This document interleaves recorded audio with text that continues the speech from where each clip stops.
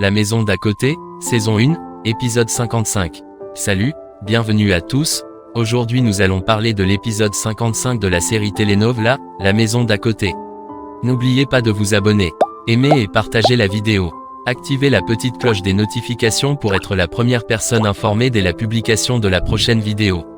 La maison d'à côté, saison 1, épisode 55. Commençons. Après la conférence de presse, Eva arrive au cabinet d'avocat pour parler à Mathias. Celui-ci fait entrer Eva dans le bureau de Gonzalo. Aussitôt, elle cherche à savoir la suite de l'enquête sur Gonzalo. Mathias fait comprendre à Eva qu'il n'a rien à cacher.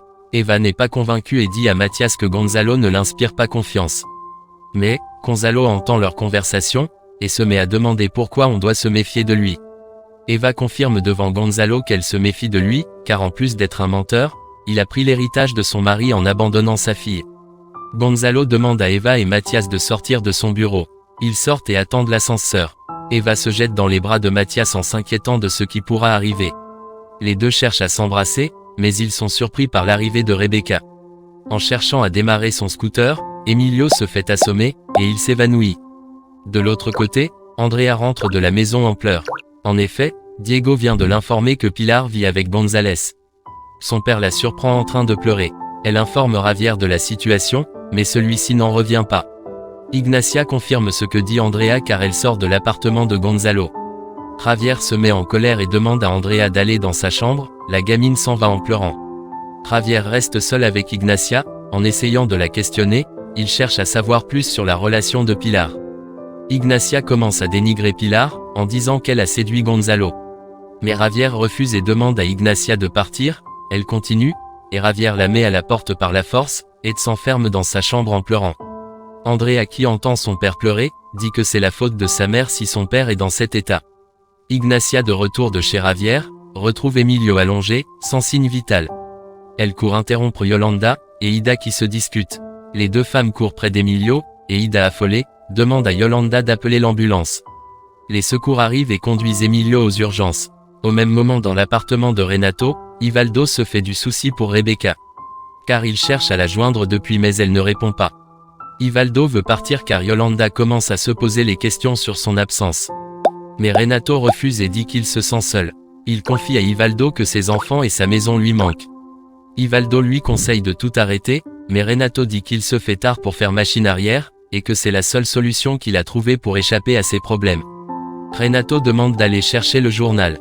Eva, Mathias, Ignacia, Ida, Rebecca, Carola et Gonzalo sont à l'hôpital afin de savoir comment va Emilio.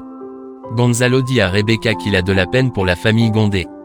Mais celle-ci dit qu'il est déjà un membre de la famille, et surtout qu'il est le seul qui a le dernier mot. Elle lui dit qu'avec la spéculation qu'il a faite à la conférence de presse, il ne trouvera pas le sommeil cette nuit. Il se fâche et retourne chez lui. Sur la route il croise Yolanda qui rapporte le café à Ida. Celle-ci lui demande de faire attention car elle aurait entendu que Javier ne dit pas du bien de lui. Ils s'embrassent et se séparent. Carola fait comprendre à Mathias qu'elle sait que c'est Adolfo qui est à l'origine de l'attaque d'Emilio. Elle le propose de l'amener à la clinique où il se cache. Elle fait un détour dans le bureau de Renato pour récupérer l'arme à feu. Mathias dit que c'est dangereux de se promener avec une arme, mais elle dit qu'elle va tuer Adolfo. Ils arrivent à la clinique et Carola voit Cecilia. Elle sort son arme et se met à tirer. Elle suit Cecilia en tirant, les bruits alertent la police. Carola est arrêtée et conduite au poste de police. Ida se met à pleurer au chevet d'Emilio. Elle rejette la faute sur elle et commence à demander pardon. Javier vient chez Gonzalo pour menacer Pilar. Diego prend la défense de sa mère, et Javier sort sa ceinture pour le battre. À ce moment, Gonzalo ouvre la porte, et remarque la présence de Javier. Ce dernier se met à le menacer, en disant qu'il va le nuire jusqu'à sa mort. Mais Gonzalo dit qu'il n'a pas peur de lui.